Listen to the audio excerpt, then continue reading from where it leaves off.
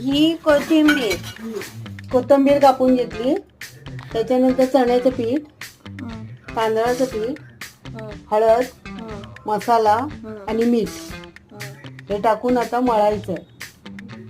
Mix करायचं. आता याच्यात थोडं थोडं पाणी टाकून मळून घ्यायचं. हे बघ असं गोल करून घ्यायचं. आता ते रोल करायचे अळूवडी सारखे. हा, आणि कुकर मध्ये ठेवायचे. एक शिट्टी लावा. हा, 1 किंवा 2 शिट्टी. अच्छा.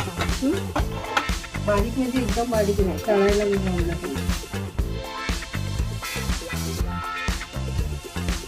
तेल तापत ठेवलं. कोथिंबीर वड्या तळायच्या. हे बघा वड्या कापून घेतल्या. आता ते तळताय. हे बघा कोथिंबीर वडी तळली.